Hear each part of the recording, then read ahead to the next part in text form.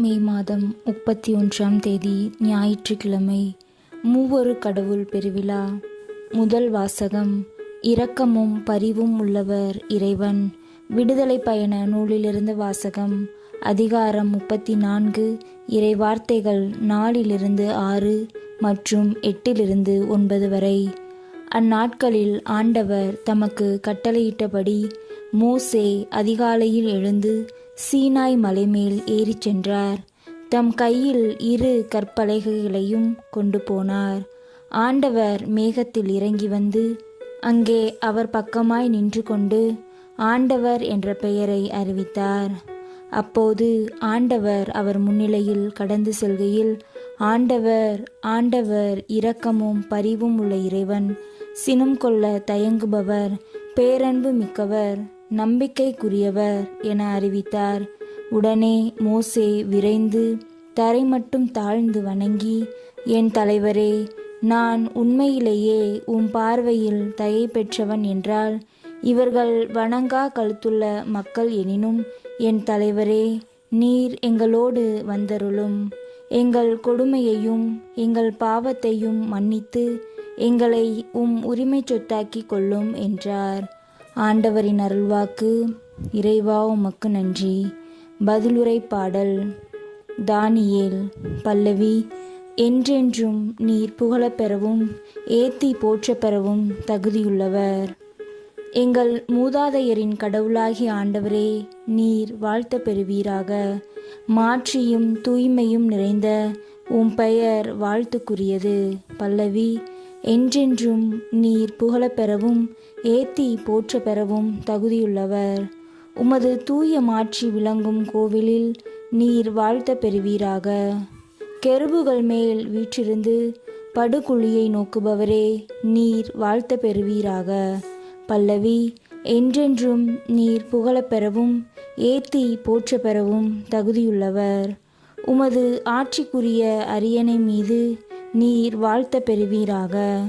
உயர் வானகத்தில் நீர் வாழ்த்த பெறுவீராக. பல்லவி. என்றென்றும் நீர் புகழப் பெறவும் ஏத்தி போற்ற பெறவும் தகுதியுள்ளவர். இரண்டாம் வாசகம். இயேசு கிறிஸ்துவின் அருளும் கடவுளின் அன்பும் தூய ஆவியாரின் நட்புறவும் உங்கள் அனைவரோடும் இருப்பதாக.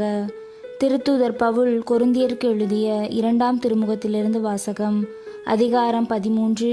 இறை வார்த்தைகள் 11-13 வரை. சகோதர சகோதரிகளே, இறுதியாக நான் உங்களுக்கு சொல்வது, மகிழ்ச்சியாயிருங்கள். உங்கள் நடத்தையை சீர்படுத்துங்கள். என் அறிவுரைக்கு செவிசாயுங்கள். மன ஒற்றுமை கொண்டிருங்கள். அமைதியுடன் வாழுங்கள். அப்போது அன்பும் அமைதியும் அளிக்கும் கடவுள் உங்களோடு இருப்பார். தூய முத்தம் கொடுத்து ஒருவரை ஒருவர் வாழ்த்துங்கள். இங்குள்ள இறைமக்கள் அனைவரும் உங்களுக்கு வாழ்த்து கூறுகிறார்கள்.